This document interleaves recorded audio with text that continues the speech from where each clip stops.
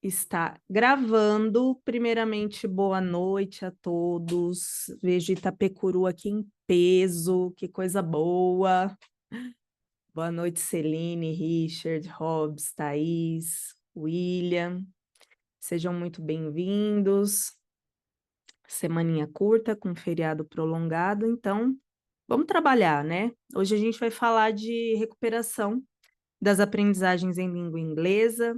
A gente escuta falando muito, né, da recuperação das aprendizagens em língua portuguesa, em matemática, porque, querendo ou não, é o que as provas nacionais, né, avaliam, em sua maioria, elas avaliam ali as competências de linguagens, né, as competências matemáticas, e aí a língua inglesa, né, ela fica um tanto esquecida, assim como outras áreas do conhecimento também. Inclusive, há poucos dados sobre o desempenho dos nossos alunos, sobre fluência, proficiência na língua inglesa, né? Há poucos dados sobre o Brasil nesse sentido, alguns dados que temos que são interessantes já estão antigos, já precisam ser renovados, então a gente vê aí que tem muito chão para a gente caminhar no ensino da língua inglesa, mas vamos lá. Para quem não me conhece, meu nome é Janaína, eu sou consultora pedagógica aqui na Britânica, eu estou há 18 anos na educação, fiz minha carreira em sala de aula como professora de inglês e também como professora regente, polivalente, cada lugar do Brasil chama de um jeito, né? É, em escolas bilíngues, né? Então, professora regente polivalente em língua inglesa. Eu tenho formação também em ensino online, né? Ensino à distância, então é a minha especialidade, especialmente formação de professores no ambiente online. E é isso, gente. Sem mais delongas, vamos lá. Então, hoje nós temos esses três objetivos aqui: fazer um compilado de dados dos déficits de aprendizagem pós-pandemia. São dados que apresentamos no webinar de ontem, que o webinar de ontem também foi sobre recuperação das aprendizagens, mas uma perspectiva mais geral, né? Sem estar focada na língua inglesa. Então, ontem a gente trouxe esses dados. Quem estava aqui ontem vai reconhecer, a gente vai passar brevemente por eles. A gente vai fazer essa reflexão, né? Como que foi com a língua inglesa esse pós-pandemia, o que vocês perceberam que aconteceu aí?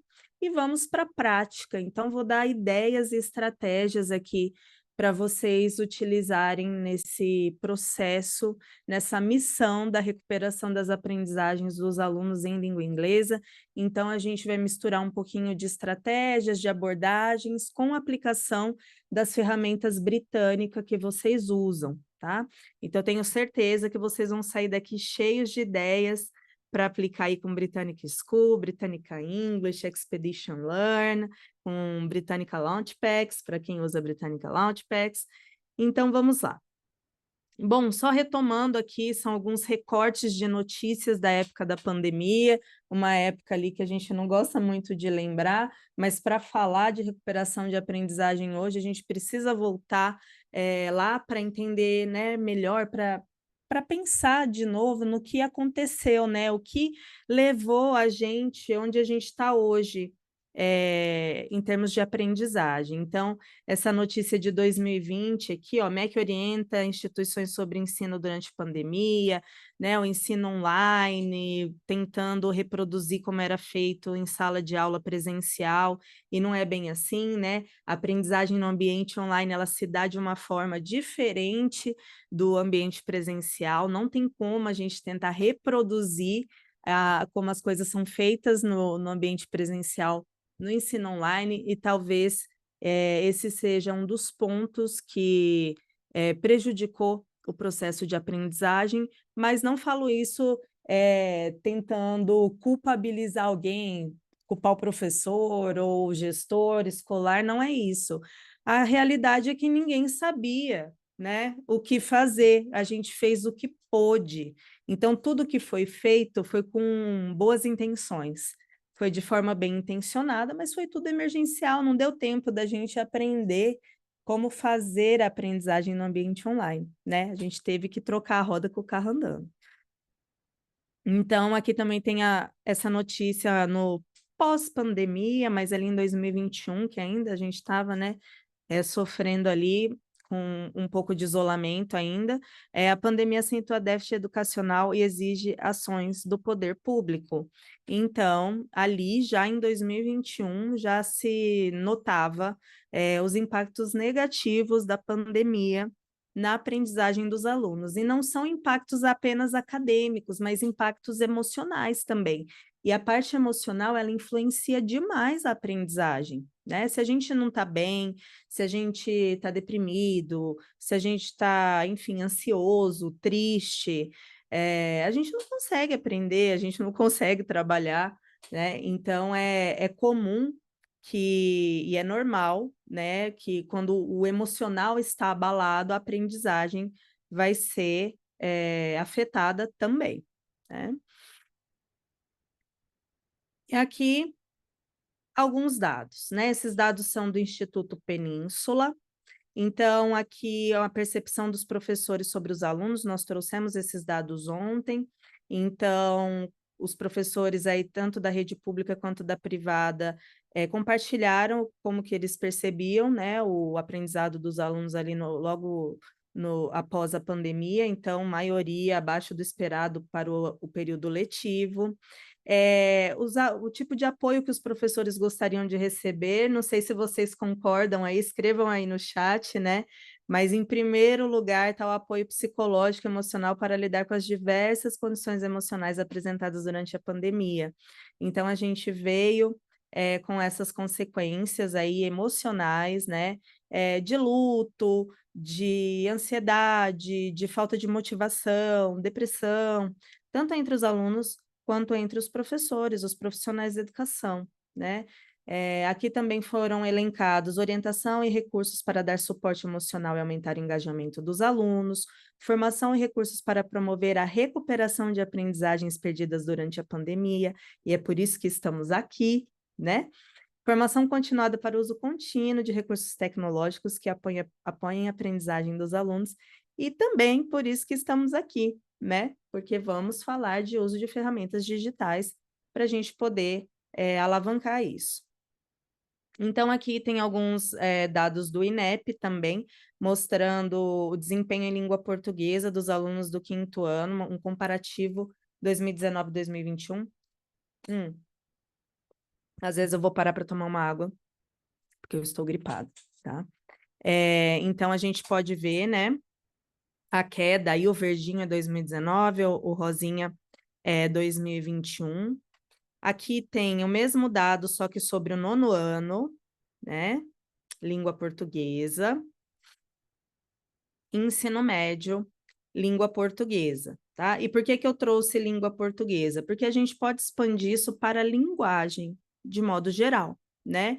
Então, se o aluno está com déficits na linguagem, linguagens e suas tecnologias, isso vai afetar tudo. Vai afetar a língua inglesa, vai afetar a história, vai afetar a geografia, vai afetar tudo, porque tudo a gente precisa da competência leitora para a gente dar conta de compreender e de produzir conhecimento, né? Muito bem. E a minha pergunta é, quero que vocês participem, escrevam aí, tá? Qual é a sua percepção desses déficits no ensino de língua inglesa? O que que vocês, no ensino e aprendizagem, faltou uma palavra aí, o que que vocês notaram a diferença antes e pós-pandemia aí no contexto de vocês de ensino da língua inglesa? Vou dar um tempinho para vocês compartilharem aí no chat.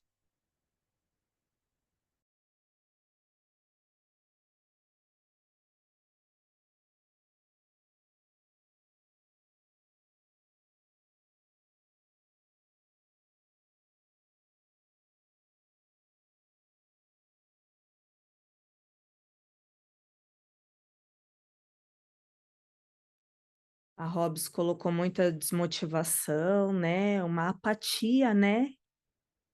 uma apatia que se estende até os dias de hoje. A gente vê não só na sala de aula, mas a gente vê na sociedade de um modo geral que as pessoas estão bem apáticas, né? Que mais, gente?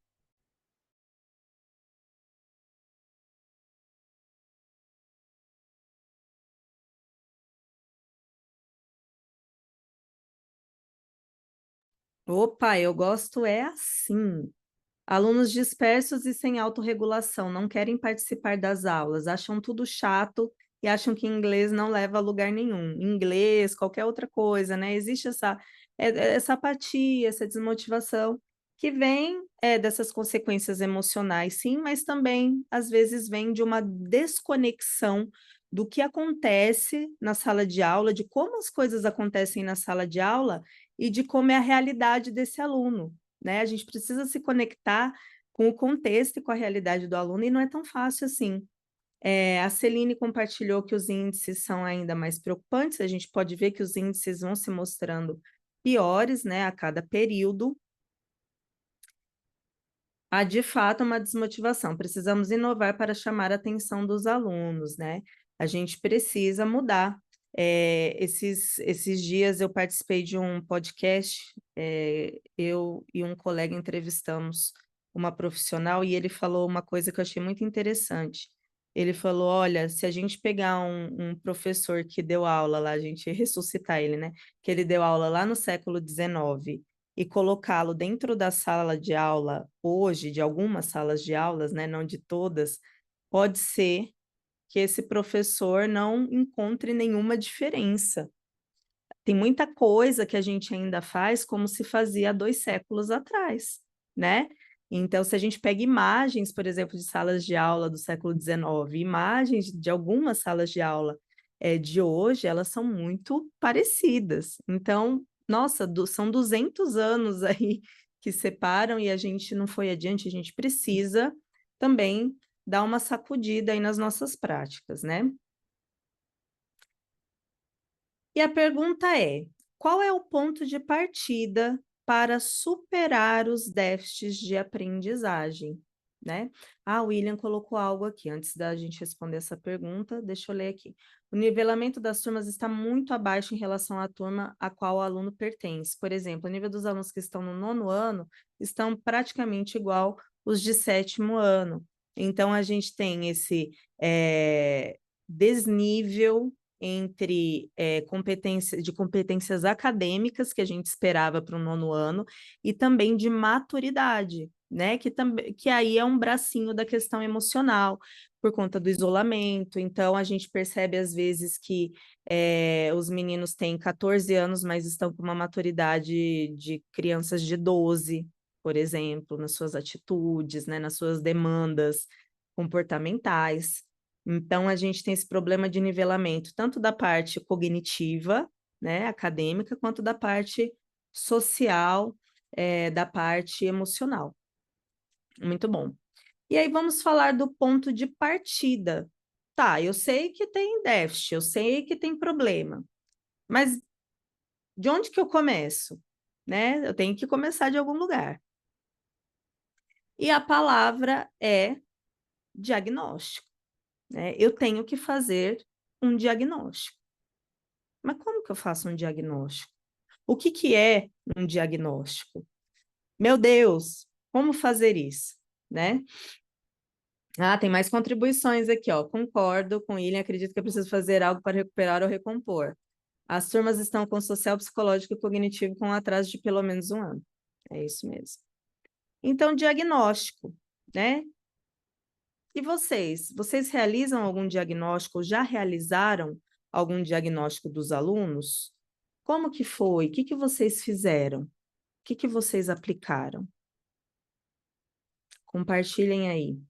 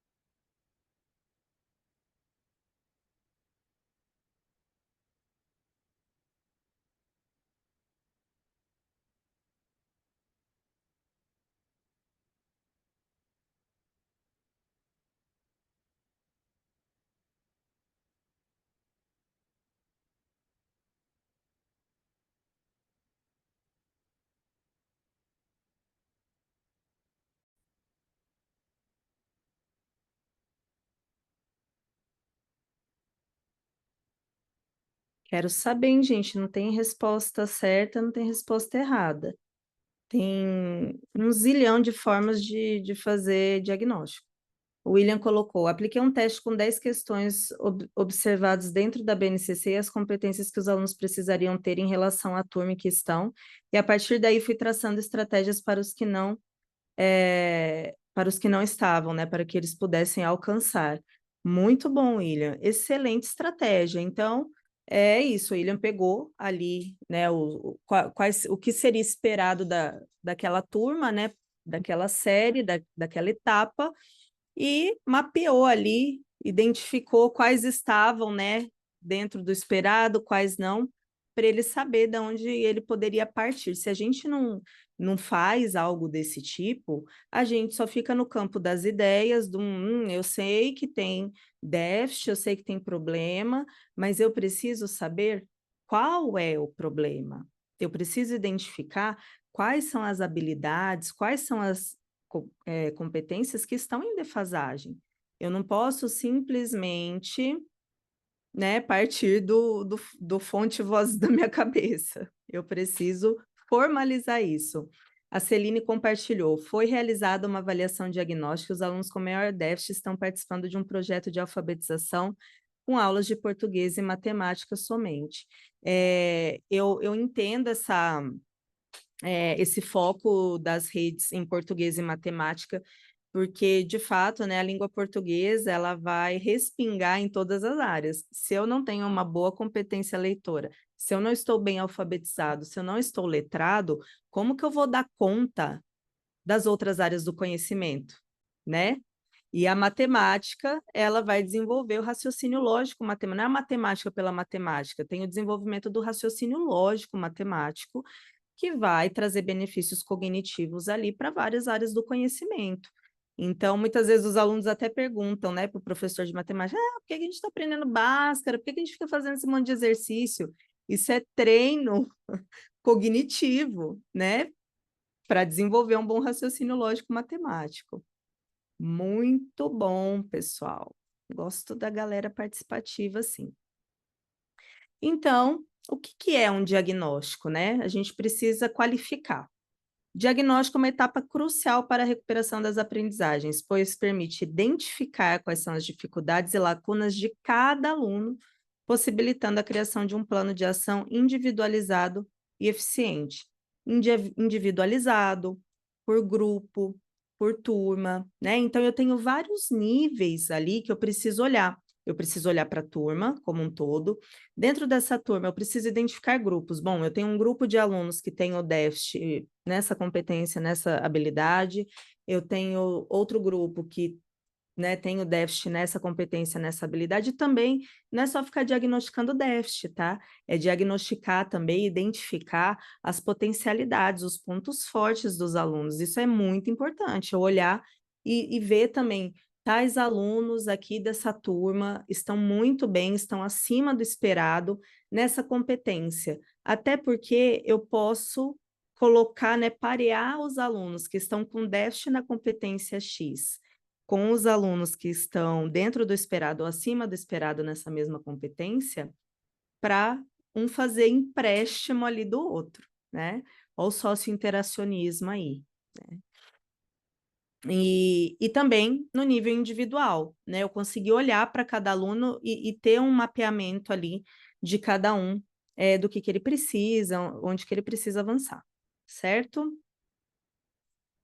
E a questão, né, eu já até dei o spoiler, os principais benefícios do diagnóstico na recuperação das aprendizagens, identificação das dificuldades, personalização ou individualização do ensino, muitas vezes essas duas palavras, elas tomam lugar uma da outra, já já a gente vai dar nome aos bois, otimização do tempo e dos recursos, monitoramento do progresso, motivação do aluno.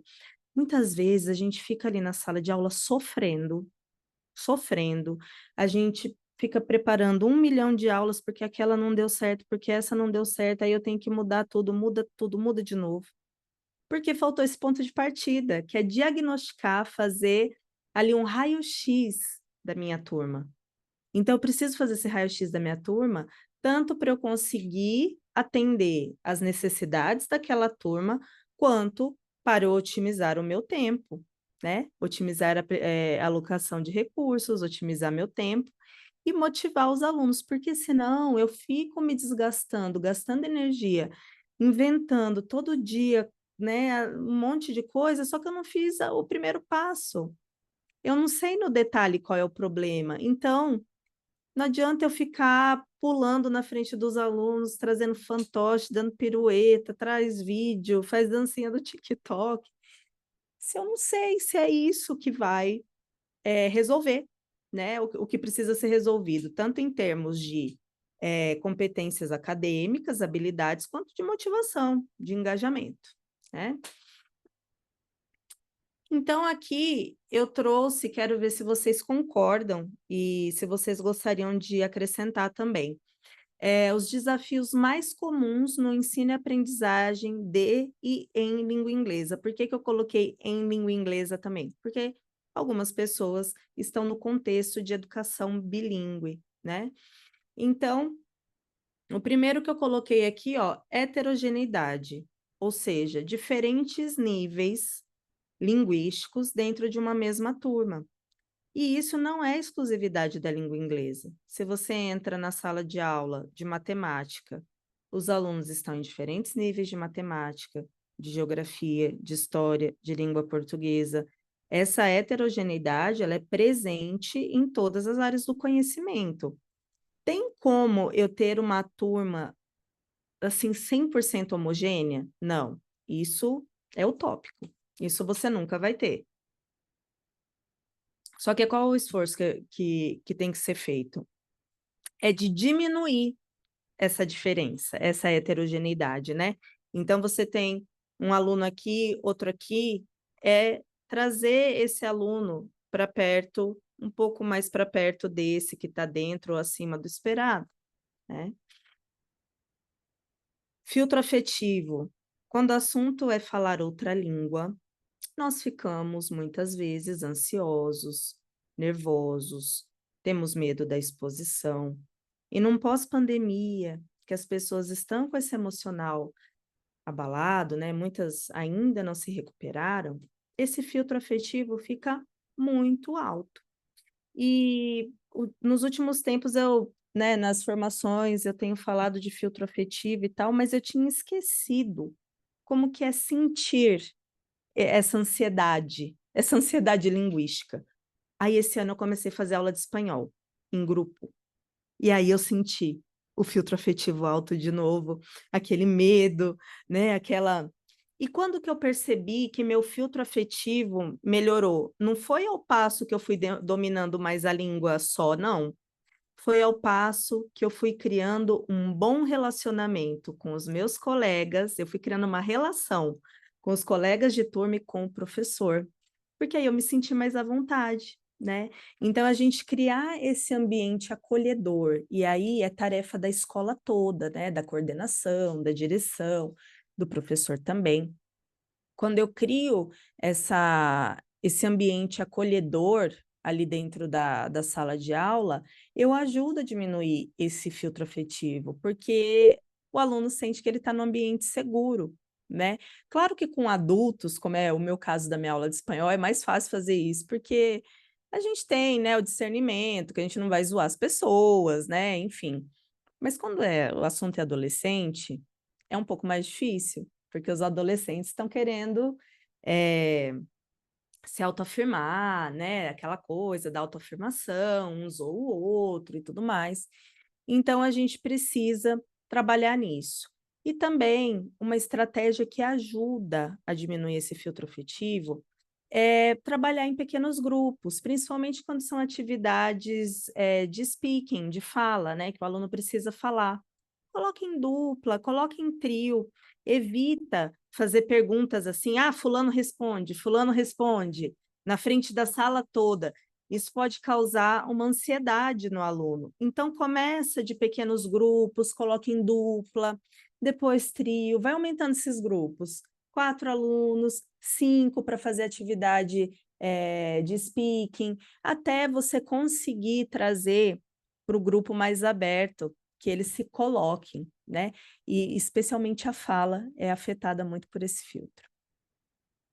ferramentas específicas de apoio, né? Então, eu ter um material didático ali da minha área, um bom material didático, eu ter boas ferramentas digitais que foram desenhadas para o ensino e aprendizagem daquela área, no nosso caso aqui é da língua inglesa, né? Porque uma coisa, eu ter uma ferramenta mais genérica, ela vai ajudar, né? Mas ela não pega ali onde precisa especificamente. Mas você tem uma ferramenta específica, aqui no nosso caso, por exemplo, o Britannica School, o Britannica English, Expedition Learn, o Launchpad, né, que são todas as nossas ferramentas em língua inglesa e para trabalhar a língua inglesa, elas vão ali direto no centro da dor, né? Déficits gerais de linguagem, então lá no começo a gente trouxe dados, né, da língua portuguesa. Professor de inglês também tem que ficar de olho ali no SAEB, no IDEB, tem que ficar de olho, né, nos resultados macro, né, os macro resultados do Enem, por exemplo, que trazem ali das línguas estrangeiras, mas também traz da língua portuguesa. Pega lá, vê no SAEB como está a tua região, como está teu município, como está, enfim. Dá uma olhadinha, vê como que está o Brasil, né? Quais são os déficits? Isso vai respingar na língua inglesa, né? Porque o nosso cérebro, ele não, ele não é partido assim, aí é colocado o português aqui, o inglês aqui e o espanhol aqui. Tá tudo misturado, é linguagem, é língua, é linguagem, né? Então, uma coisa vai impactar na outra. Opa, apertei o botão errado. Ups, faltava um. Vamos clicar tudo de novo. Tá, tá. E aqui, formação docente. Formação docente específica para a área, né? Então, por exemplo, língua inglesa. A gente pegar ali nessa formação específica, pensando no contexto do ensino da língua inglesa, mas as formações gerais sobre estratégias, abordagens, métodos pedagógicos gerais também ajudam muito. Então, às vezes a gente fica, como professor de inglês, a gente fica muito focado ali no ensino da língua inglesa, na parte linguística, a gente esquece da parte pedagógica que isso envolve. Então, a gente também precisa se alimentar da parte pedagógica, né? E qual caminho seguir? Há tantos, né? Há tantos caminhos, por onde eu vou? Então, a gente precisa escolher as batalhas. Então, como que eu organizei aqui, né? Eu trouxe esses três caminhos: individualização, personalização e diferenciação. Vocês conseguem trazer aí no chat para mim o que que é cada uma delas, antes de eu falar? O que que vocês entendem aí que é cada uma delas?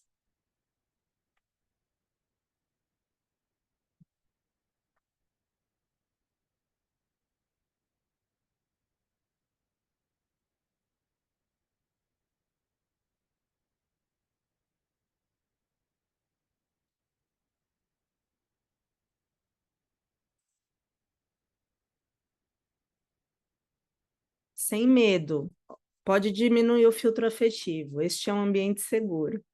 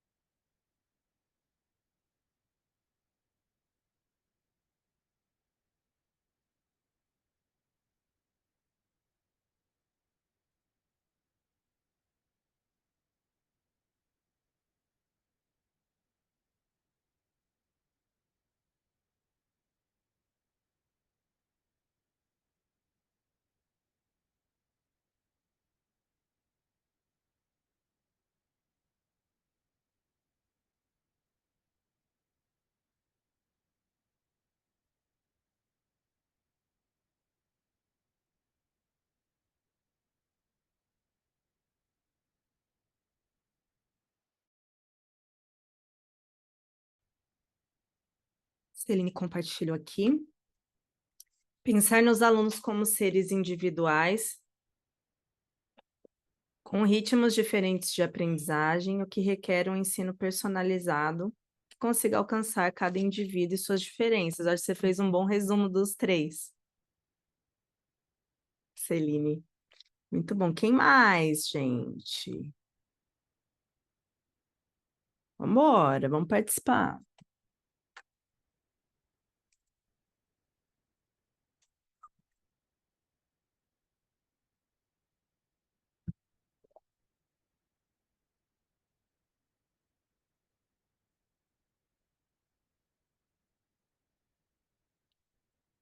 Dá mais um minutinho.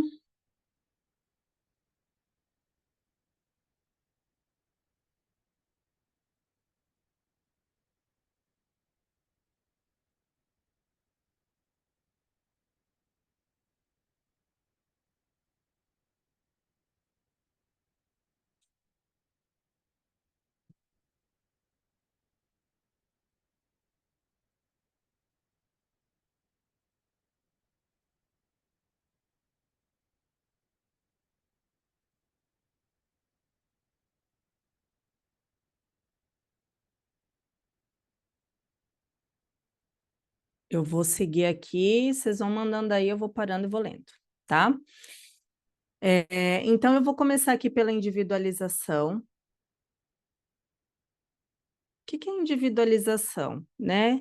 Necessidade específica de um aluno dentro de um grupo. Então, esse é um caminho que eu posso seguir, né?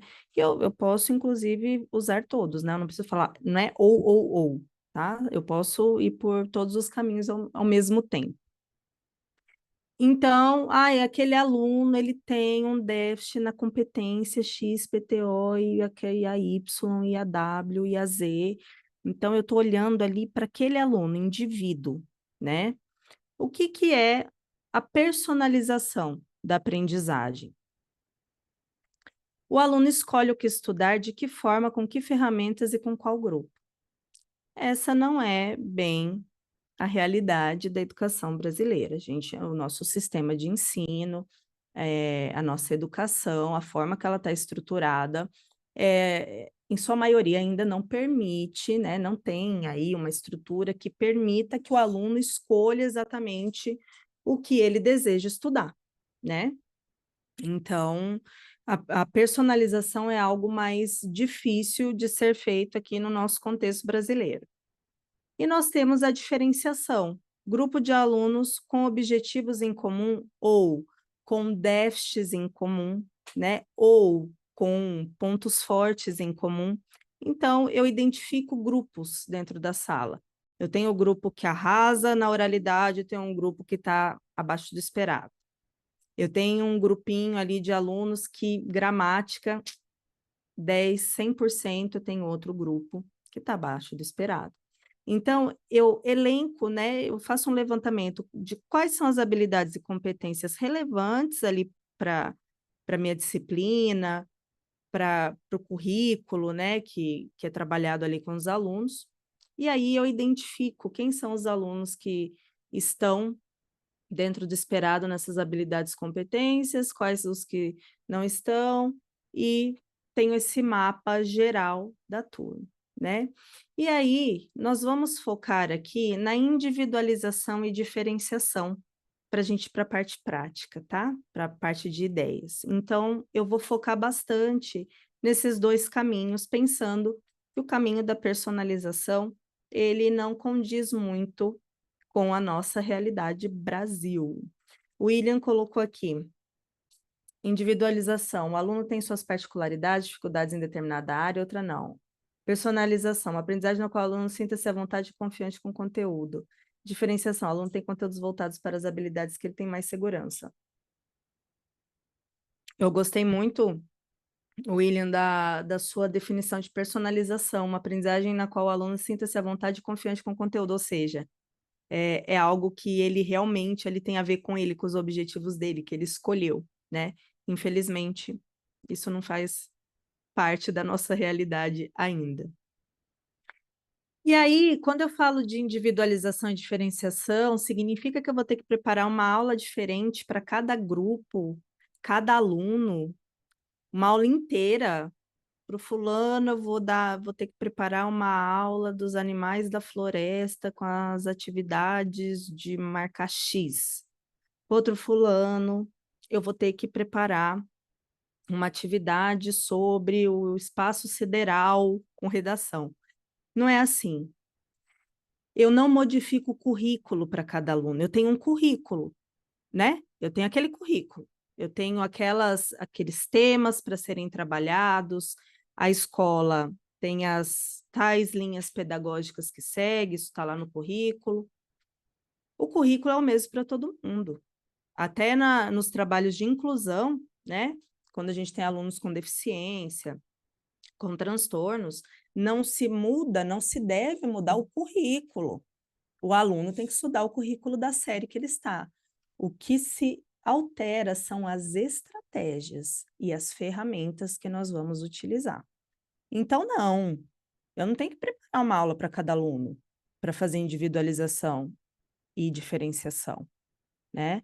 Eu tenho que usar diferentes estratégias, porque isso é diferente de preparar aulas diferentes, né?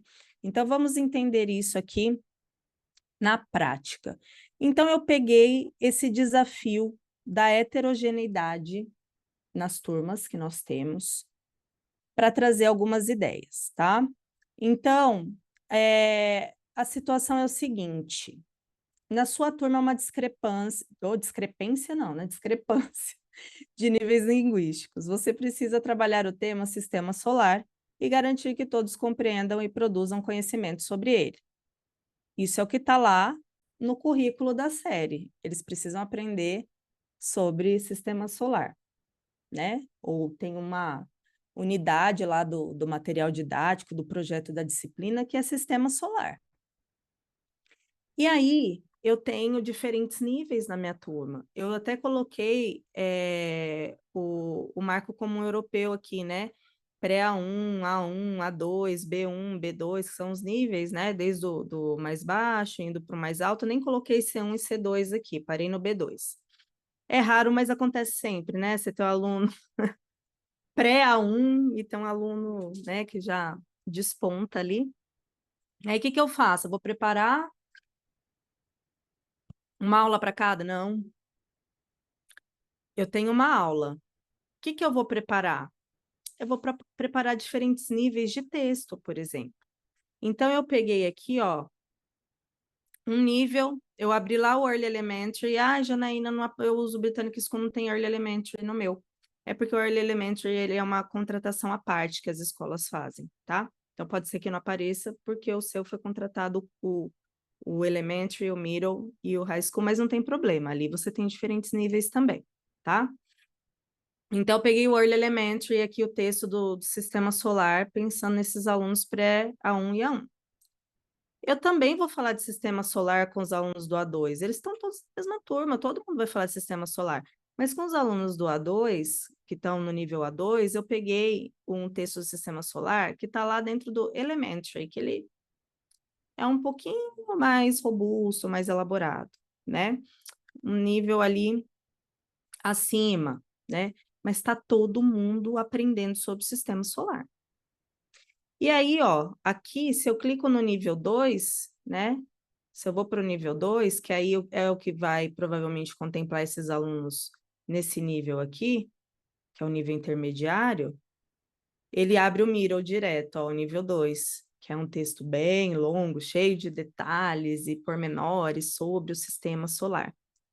Então, eu abri minha aula, coloquei lá, abri o Google Earth, abri ferramenta, abri o Britannic School, coloquei lá que tem um negócio interativo lá do sistema solar, mostrei, falei os nomes dos planetas, repetiram, fizemos frases, this is, these are, that is, those are, that is, those are, isso. Eu já tô, o espanhol tá fazendo esquecer inglês. E aí trabalhei ali algumas sentenças e tal.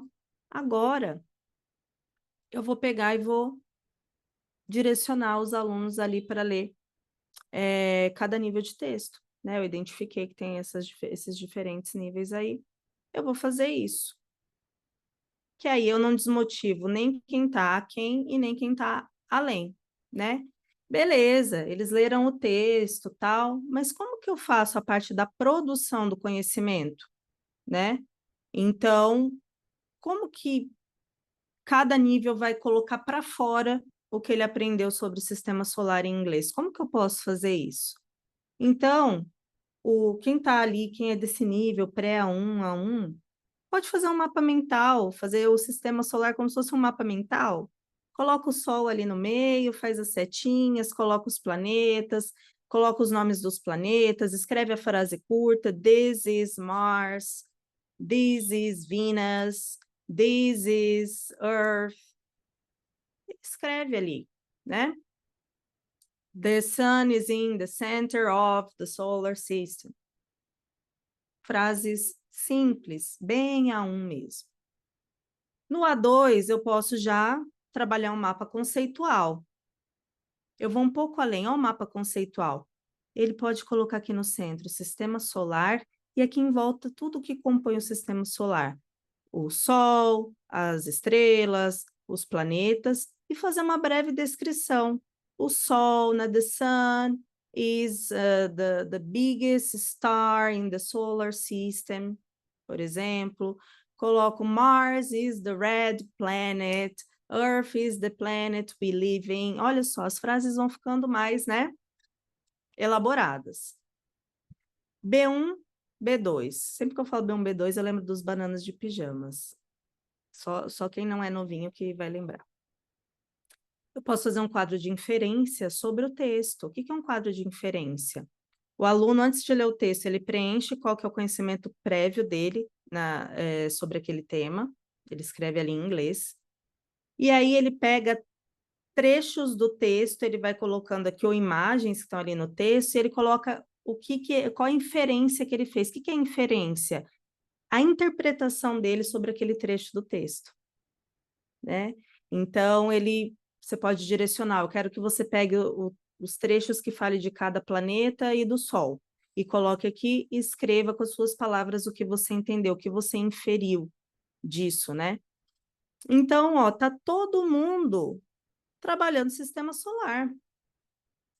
Tá todo mundo, só que eu tô indo a cada nível. Ah, isso significa que eu vou ficar o ano letivo com todo mundo que é A1 só fazendo as coisas de A1? Não, eu estou fazendo isso justamente para eu poder pegar esse pessoal que está aqui e trazer mais para o A2, para pegar quem está no A2 e levar para o B1, né? Então, se eu comecei com esse grupo aqui, comecei o ano fazendo esse mapa mental mais simples, meu objetivo é que no fim do ano, pelo menos, eles já estejam dando conta de criar um mapa conceitual a partir de um texto, né? Então, eu faço esse tipo de trabalho aqui, ok? Gente, tudo bem até aqui? Comentários, dúvidas? Daqui a pouco o nosso tempo acaba, mas eu já estou acabando também. Vamos falando, tá? E agora, vamos falar de individualização. Lembrando, individualização é quando eu olho para cada aluno. Ali, na diferenciação, eu estava identificando os grupos, né? Eu identifiquei que tem o pessoal que é A1, essa coisa mais macro, né? Mais geral. Eu identifiquei que tem o pessoal. Agora, eu vou olhar aluno por aluno.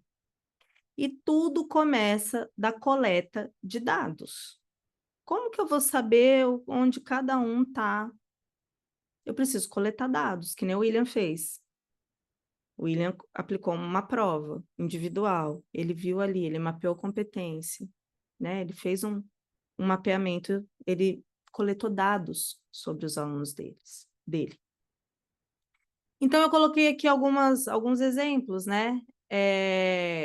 Eu posso ter coleta de dados, testes diagnósticos aplicados pela escola, trago o exemplo do William novamente, né? Ou os testes diagnósticos nacionais, então aqui, ó, SAEB, né? Tem o SPAES, tem o PARC, enfim, Tem esse que ele dá um exemplo lá do Rio Grande do Norte, que é o CIMAIS, né? Tem a métrica que é usada. Ah, eu quero me inspirar em um desses para fazer as métricas do teste diagnóstico da minha escola, ali para os meus alunos. Depois eu posso mandar essa planilha para vocês. Então, eu pego, vejo aqui e falo, vou também buscar mapear isso aqui no meu teste diagnóstico, né? Que por mais que sejam testes aqui investigando as competências, as habilidades na língua portuguesa, é tudo língua, é tudo linguagem. Eu posso pegar e fazer um para a língua inglesa com essas métricas, nada impede, certo? Exames internacionais, tem escolas que aplicam, né?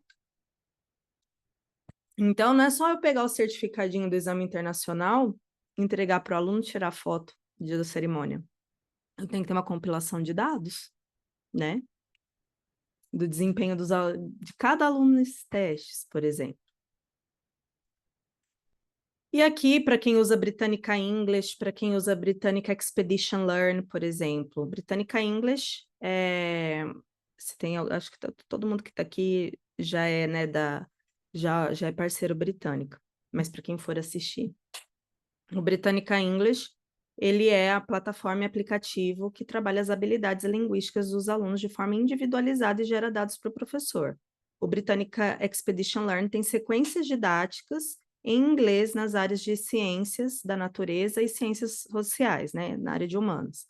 Então, ali a gente consegue expandir mais também e consegue coletar dados, porque tem atividades dentro da plataforma, consegue coletar os dados de desempenho dos alunos ali e mapeia as competências linguísticas, né, na execução dessas atividades.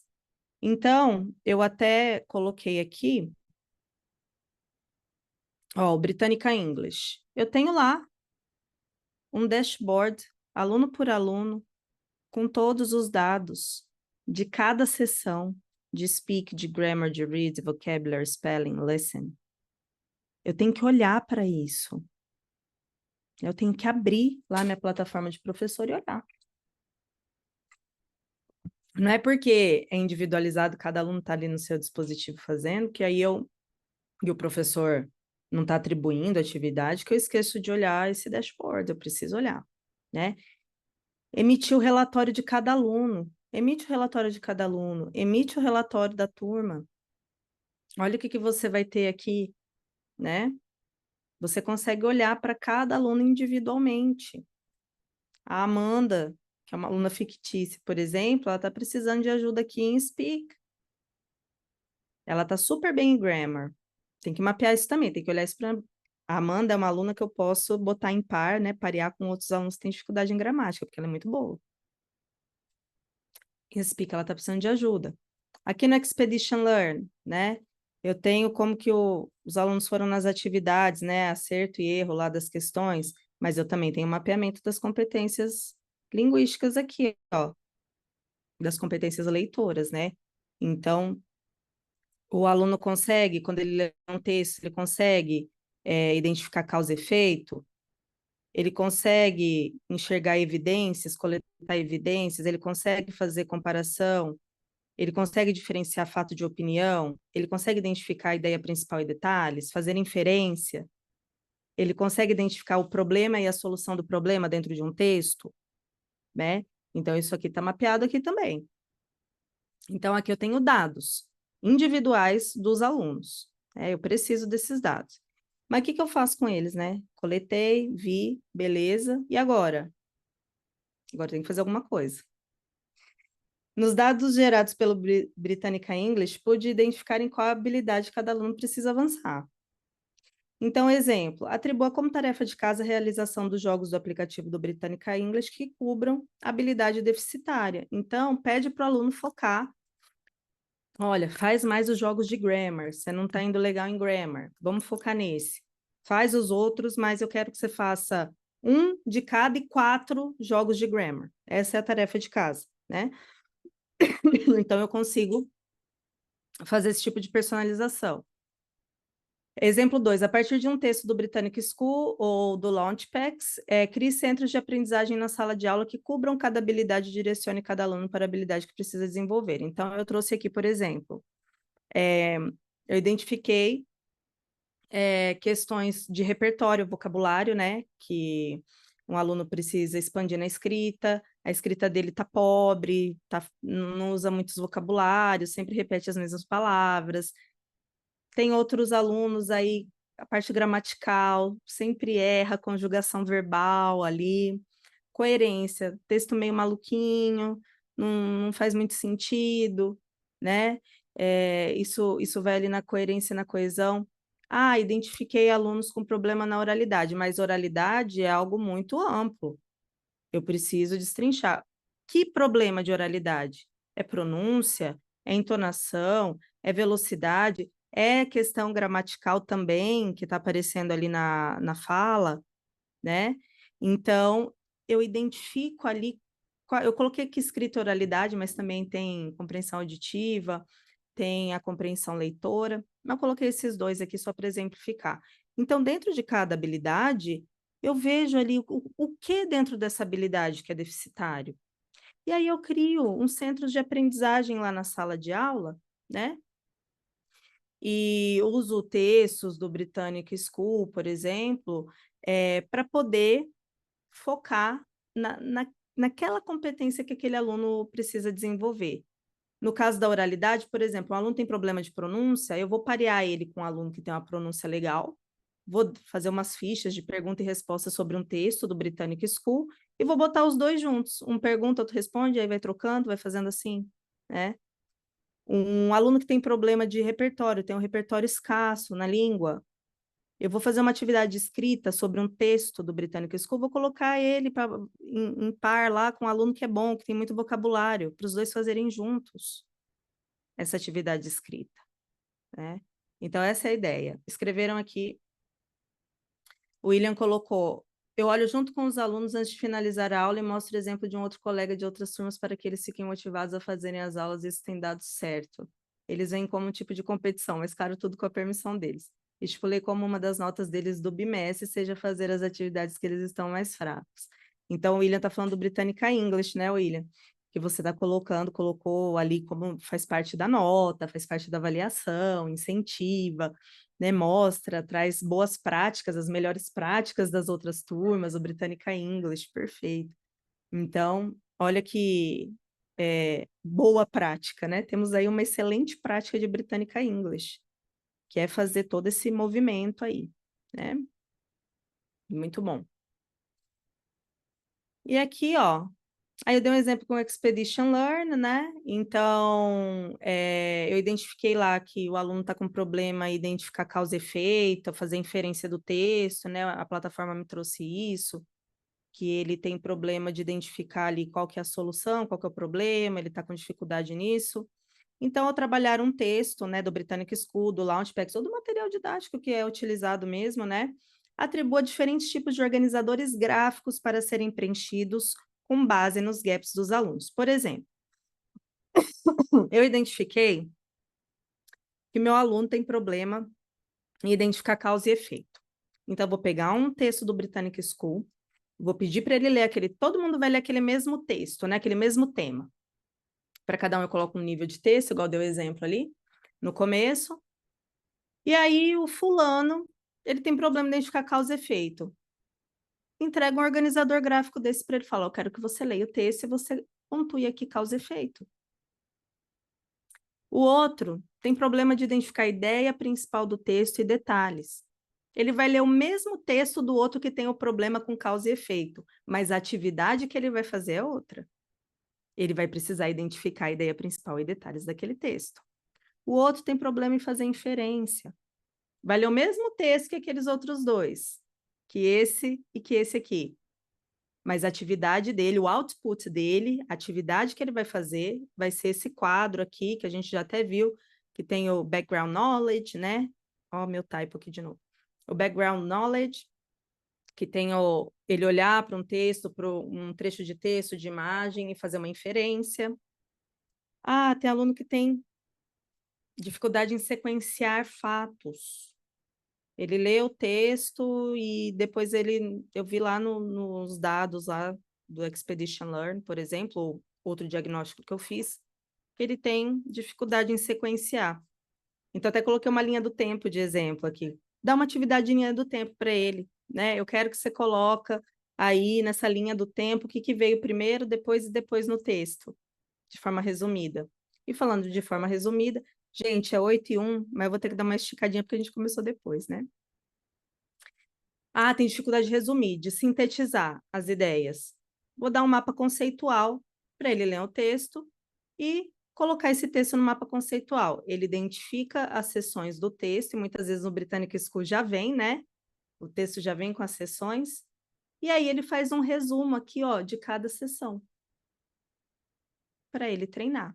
Então, todo mundo aqui está lendo o mesmo texto, às vezes em níveis diferentes, que o Britannic School permite ali, né? Mas está cada um fazendo uma atividade diferente, né? E aqui, ó, aqui foi, voltei, E falando em resumo, vamos fazer um resumo aqui do que a gente viu, né? Antes de eu fazer esse resumo, quero saber se tudo bem, se alguém quer fazer algum comentário.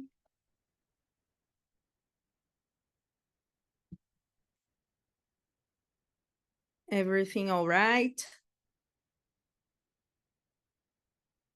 Qualquer coisa vocês me gritam aí. Então, o que que a gente falou aqui de recuperar? A gente falou tanta coisa, né? Vamos sintetizar. Vamos usar um organizador gráfico para fazer isso, que é um mapa conceitual que eu tenho aqui.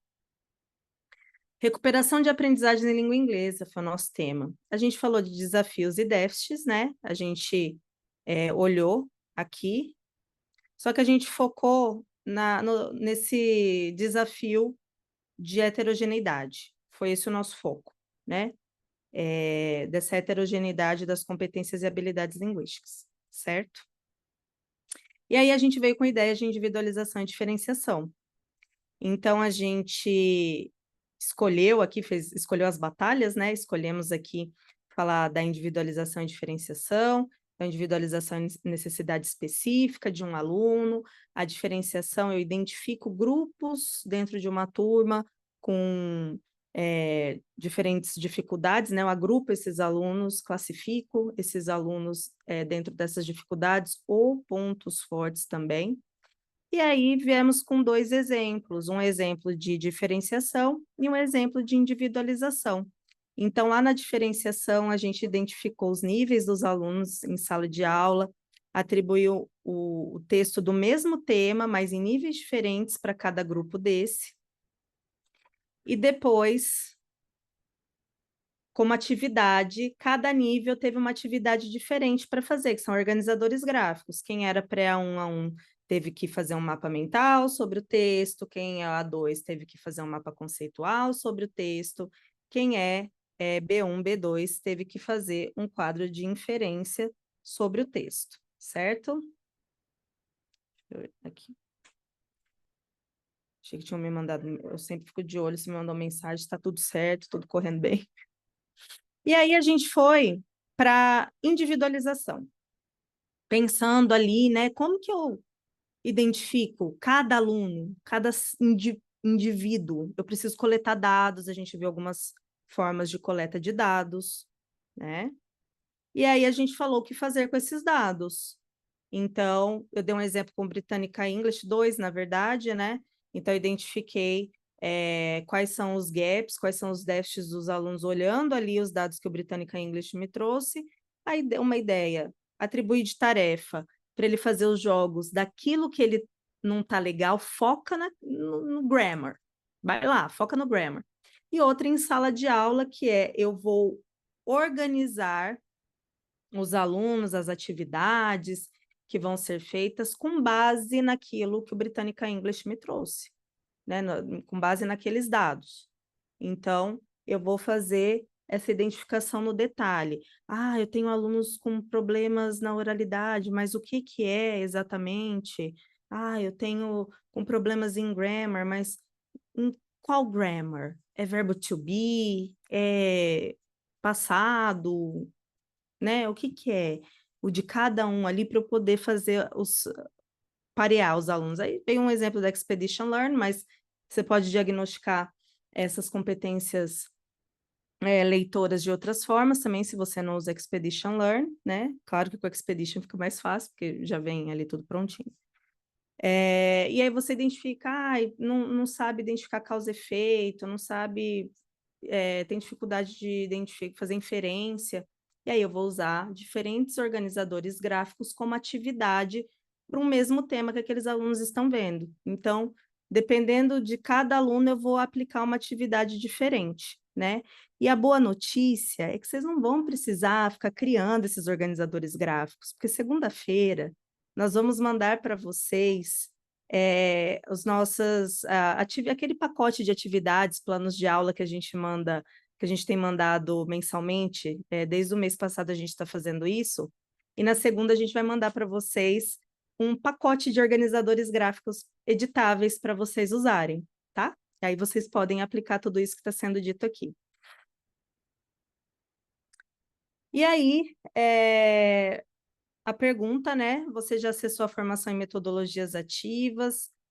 Se tiver alguém aqui que está sem acesso, fala para mim, fala para a Rob. Se a gente tem um grupo, fala lá no grupo que a gente adiciona, tá?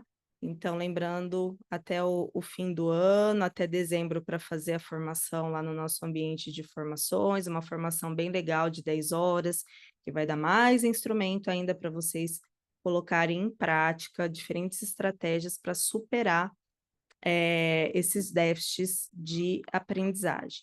Isso, a Robs colocou ali os contatos dela, tá? Então, pessoal, não fui pontual, não fui britânica dessa vez, mas quero saber, para a gente finalizar, se tem alguma pergunta, se tem algum comentário, se alguém quer falar alguma coisa usando o microfone, eu habilito o microfone aí para poder falar, porque aqui no modo webinar fica desabilitado, né? Mas se quiser falar no microfone, pode falar também.